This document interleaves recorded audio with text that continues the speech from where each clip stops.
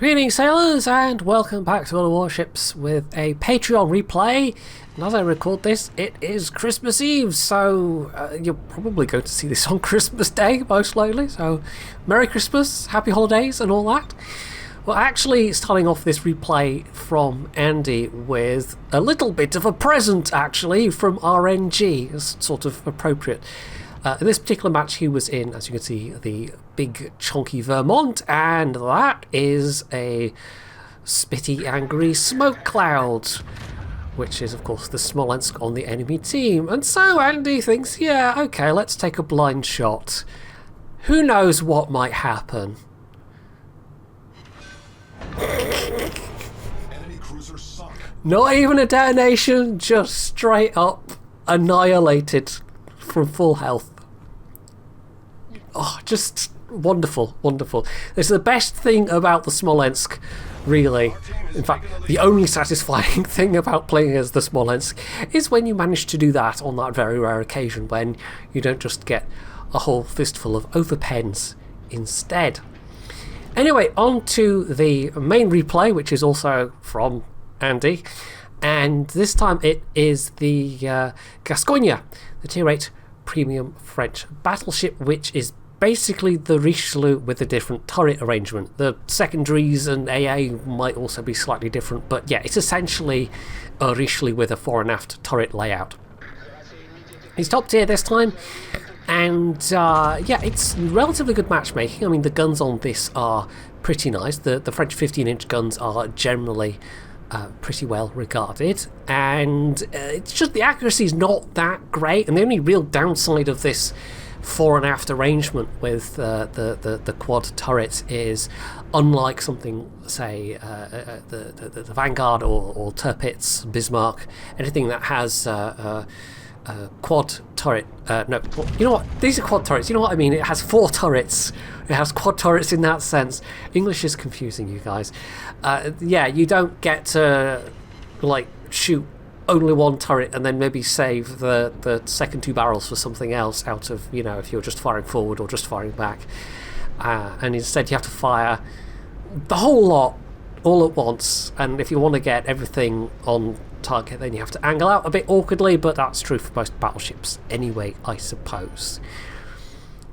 To be honest, I mean, I don't really mind this as a layout. It's not my favourite, but there are certainly worse gun layouts in the game. Izumo, man, I really wish they would give Izumo a fully traversing central turret. Now that they've given so many other ships 360-degree turret rotation, at least they could give Izumo that as well. But yeah, I think Izumo is just one of those ships that's just always going to be stuck being a bit awkward, sadly. Now, he does have, I think, Philippe Bueno on this this ship, as you can tell by the blue trails. Either that or somehow he's magically managed to get Bill Halsey on a French ship. I don't know how that would happen exactly, but he's also got the secondary thingy skill, which secondary expert, I don't know, I can't remember what it's called now, secondary something. And what was I going to say? Oh yes, it's not quite as effective on French ships. You can do it, you can get the range, but they are more useful as fire setters than damage dealers, these secondaries. But you know, it's a doable build. It's definitely a niche build on your French battleships to go all in on secondaries, but yeah, it's not the stupidest idea in the world. It's just not something I would necessarily do. Of course, you don't get that bonus HE shell penetration as you do with the Germans, and you don't get the rate of fire that you get with the American 5-inch guns, which also are kind of more useful as fire setters, but there's only a couple of American ships that have those long-range secondaries, so they tend to have the baked-in extra accuracy anyway, which you don't, of course, get with the French ones. So these are definitely second tier as secondary battleships, if that makes any sense. But yeah, it's not like they have a lot of competition. There's not that many secondary lines overall, and even in terms of premium ships, there's only a couple where secondaries are a thing, although that is going to be a feature of the upcoming Pan-American battleship, the Atlantico, which is going to be rather slow at 25 knots, but is going to have a nice secondary battery. Although we say nice, it might get nerfed. It's going to be a dockyard ship, so it probably will be at least a bit mediocre. Dockyard ships are rarely fun. They're usually at least playable, but rarely the kind of ships that you would go to as your primary fun-having and credit-grinding ships. Which I suppose makes sense, kind of, from a business perspective.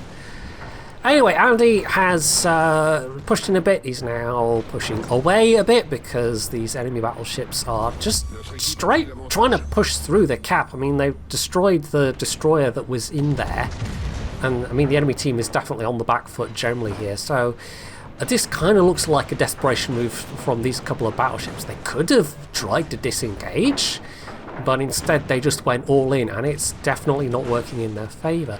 Now, Andy is getting some focus here, losing a fair bit of health in the process, but he's also got allies, and so they're all making rather short work of these ships. I mean, the Veneto isn't even looking at him right now, and even though he is the kind of obvious target, so I guess Andy was a little bit lucky there in that regard. So all that's left is the Bismarck. He doesn't have to worry about torpedoes or anything, and so he can get a bit closer and have a secondary duel. The Bismarck is ultimately going to win that, of course, but it's not like this is a fair fight. This is now 3 versus 1. And even though he has been quite close to a lot of enemies and his secondaries have been going for most of that, he's only just about hit 100 secondary hits, which kind of ties in with what I was saying earlier. These are not optimal secondary battleships by any stretch of the imagination.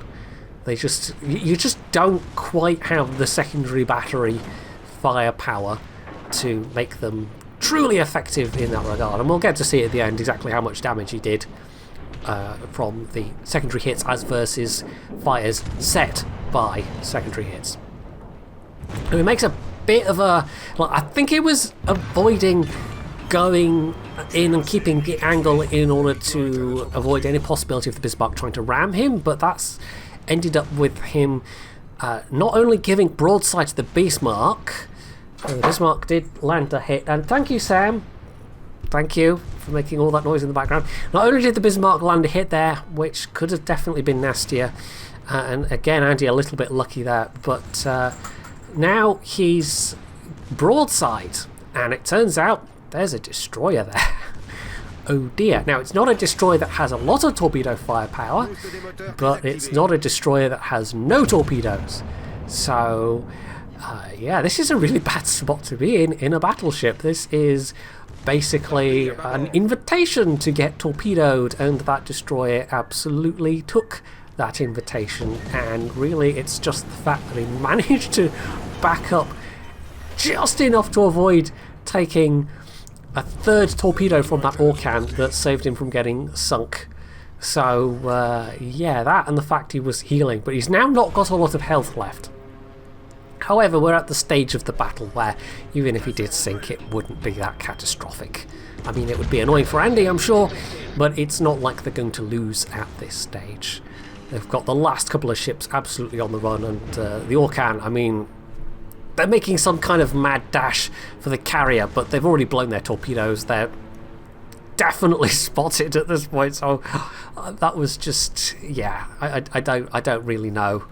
That was just some last mad grasp for some damage against something, maybe? I don't know. I mean, it was fairly clear they'd lost at that point, so I guess he thought he'd just YOLO in and knew exactly what would happen.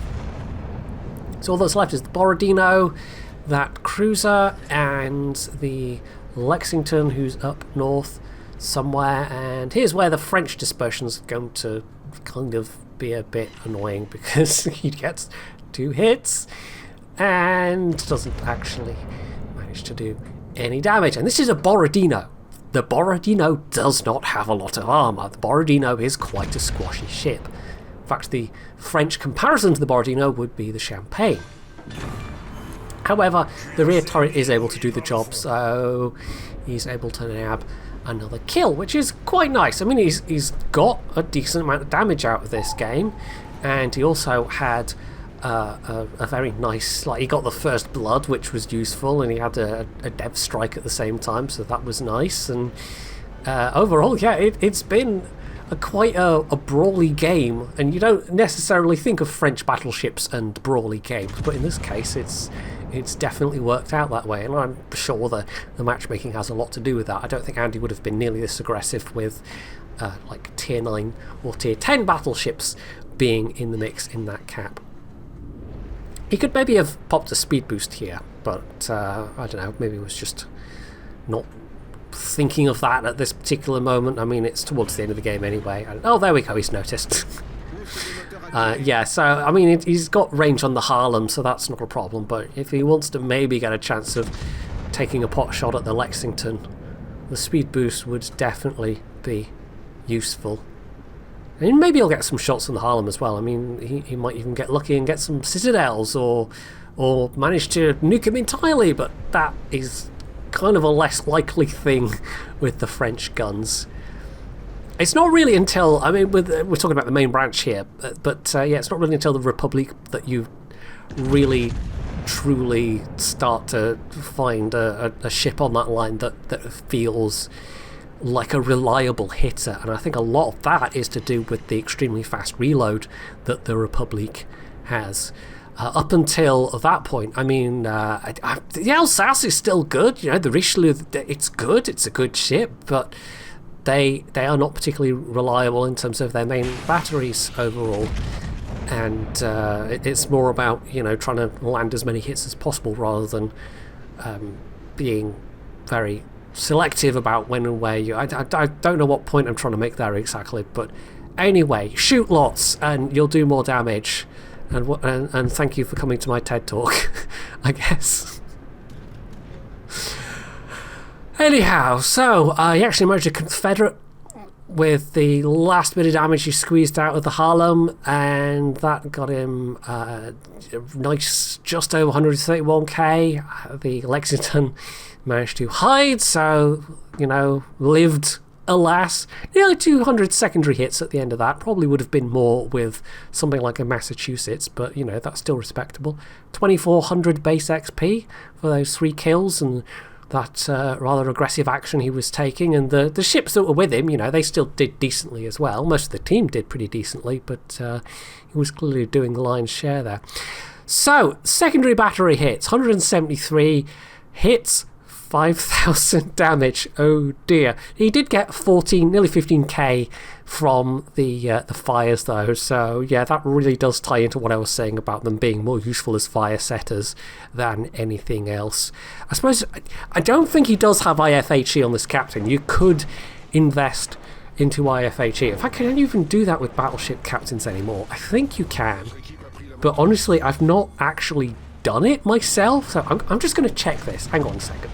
Right, so having looked it up, yes, you do. It's on the second tier of captain skills, and to be honest, you would kind of need it because I didn't look this up beforehand, but most of the secondaries on the Gascoigne are 100 mils with 17 mil of HE penetration, so yeah, that's not going to do diddly squat without IFHE, apart from maybe set fires, so yeah, it definitely requires more investment than other captain builds. 100 mils that's not a large caliber.